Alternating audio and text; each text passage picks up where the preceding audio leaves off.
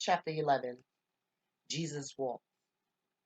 That means guns, sex, lies, videotapes. But if I talk about God, my record won't get played, huh? I sat in the parking lot of Best Buy, popped in one of 10 copies of the College Dropout CD I had just purchased, and listened to all of it. I had heard snippets of the CD, even a few songs, but I had not heard the finished project. I had counted the days until February 10th, 2004, the day the CD was to come out. I wanted to buy my son's very first CD, just like everybody else. When I'd gotten to the checkout at Best Buy, the cashier said, "Wow, you bought 10." "Yeah, this is my son's," I told him. "No, it's not," he said. "If Kanye West was your son, you wouldn't have to buy it." I didn't have to buy it. I wanted to buy it. In fact, I came back a couple of days later and bought more. I wanted his first CD to hit the charts.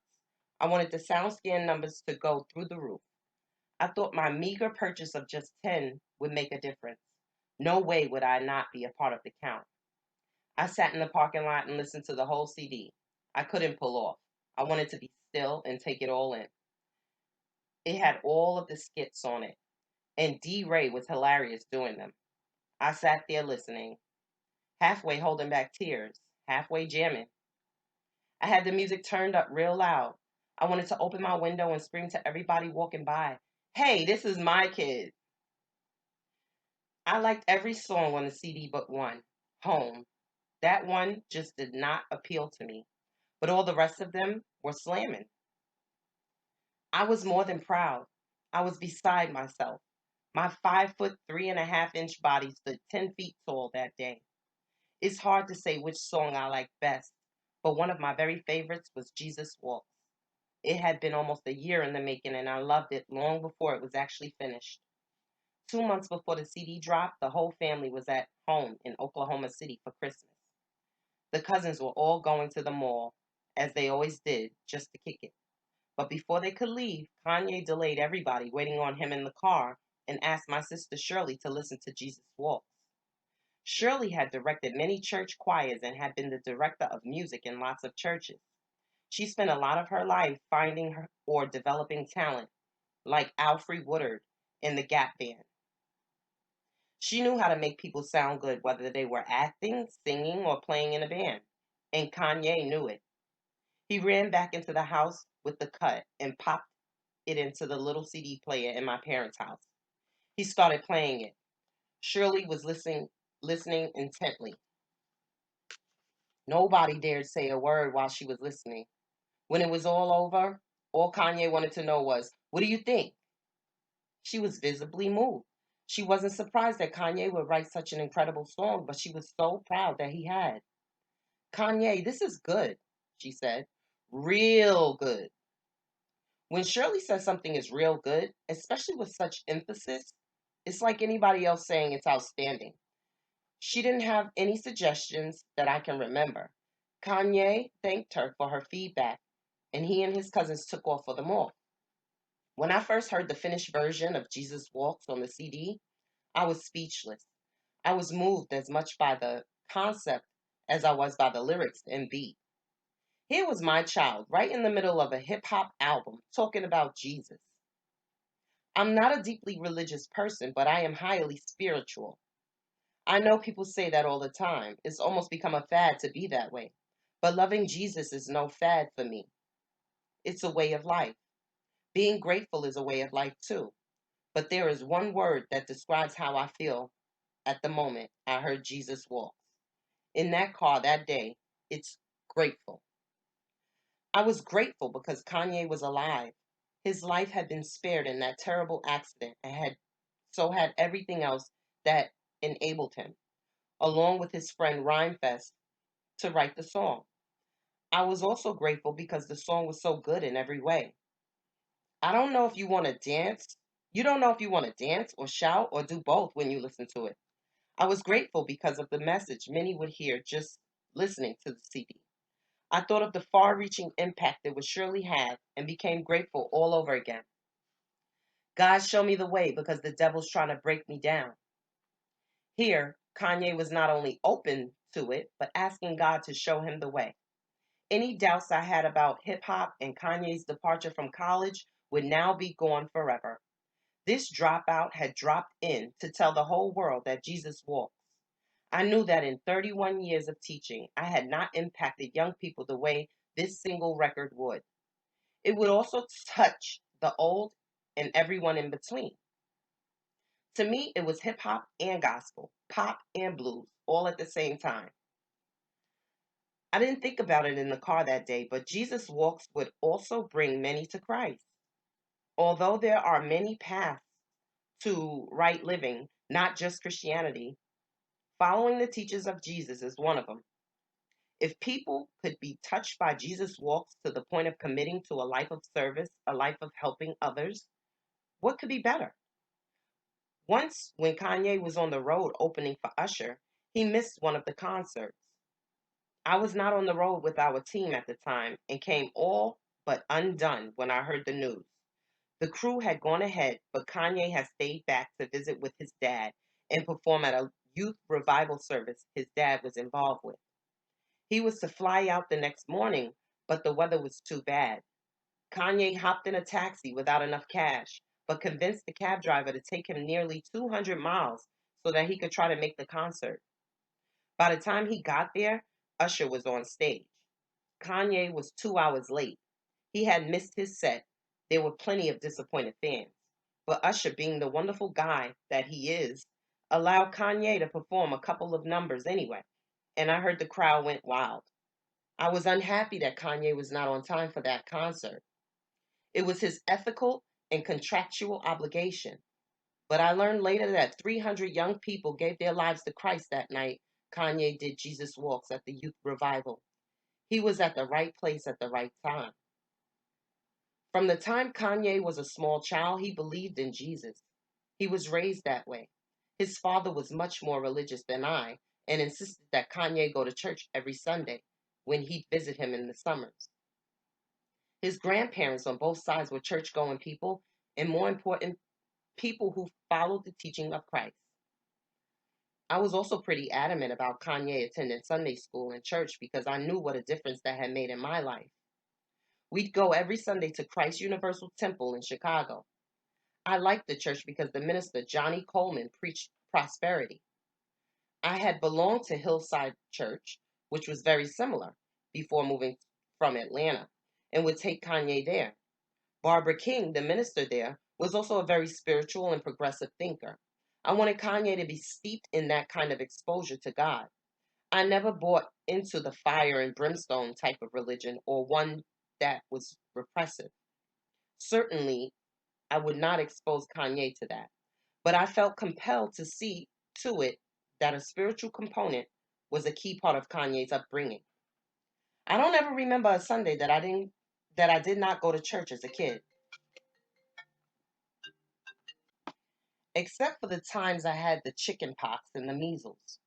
We didn't just go to church. We actively participated. It was fun, so I didn't mind it. My parents didn't just send us to church, they always took us.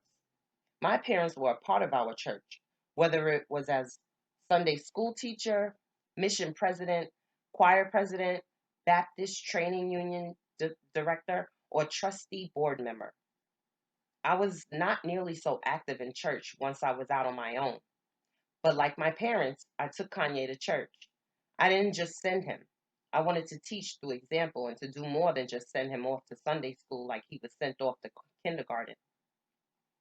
To me, a strong spiritual foundation is critical, and it was up to me to be certain that Kanye got that consistently.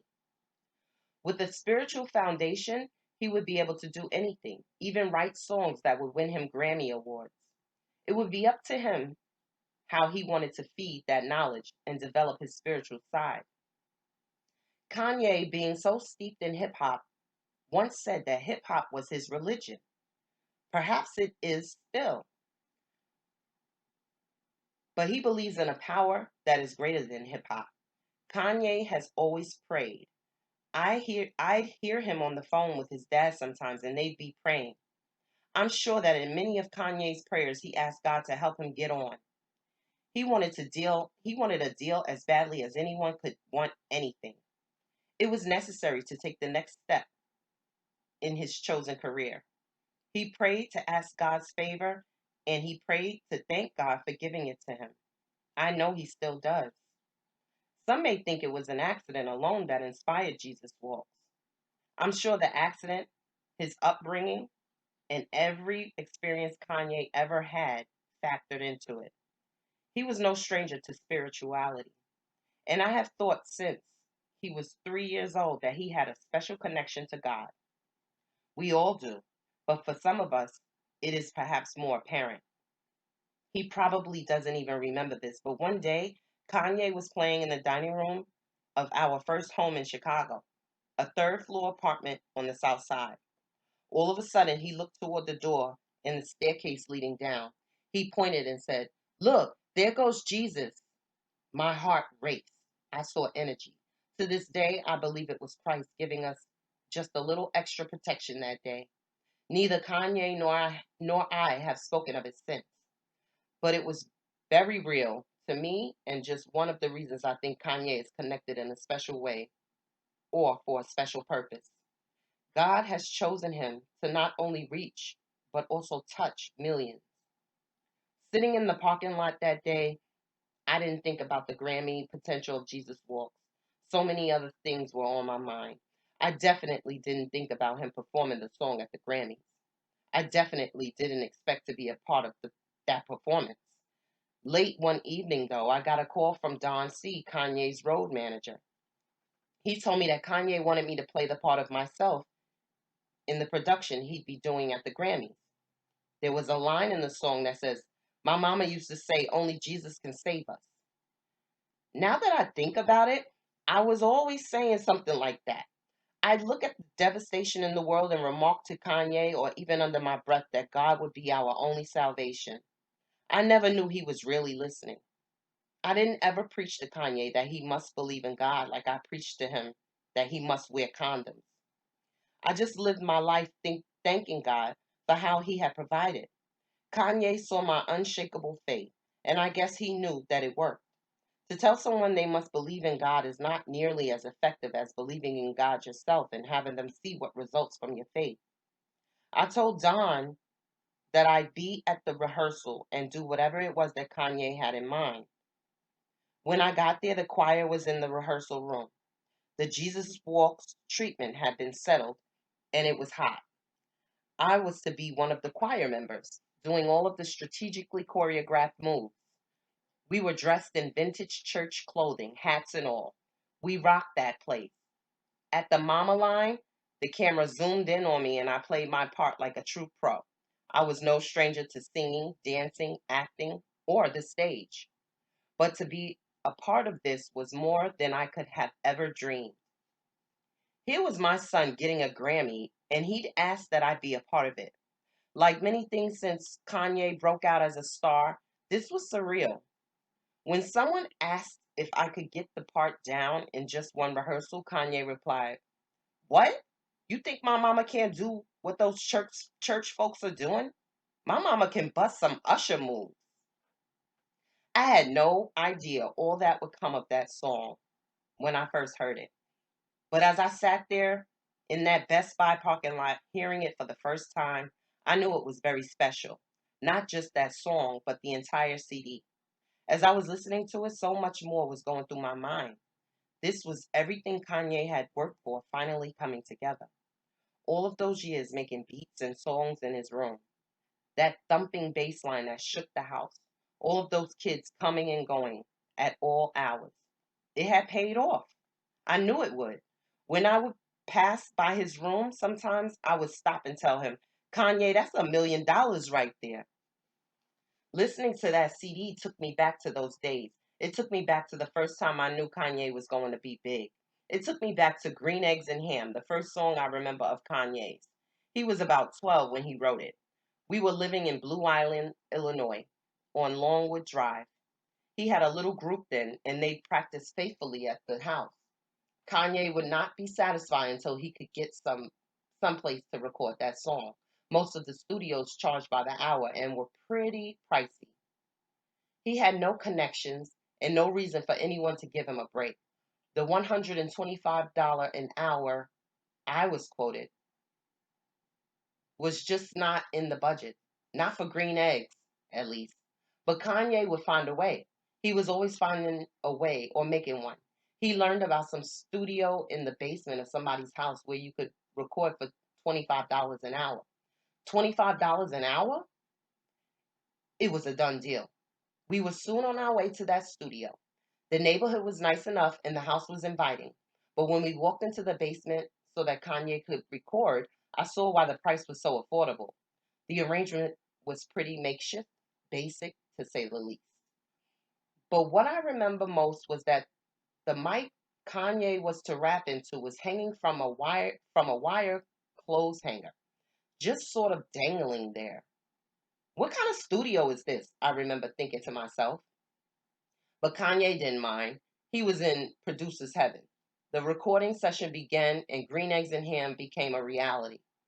It was the best $25 ever spent, a precursor, no doubt, to Jesus Walks and so many other songs. Green Eggs and Ham was clever and had a chatty beat. Most of all, it was Kanye's work, and rarely did he produce anything that I didn't at least like, if not love. You know how mothers are. We put drawings on the refrigerator and leave them until they turn yellow. They're more valuable to us than a Picasso.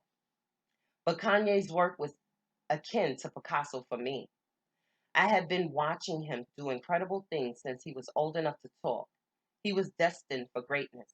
Holding that CD with Jesus Walks on it and everything else that makes it classic was a accumulation of all of those years.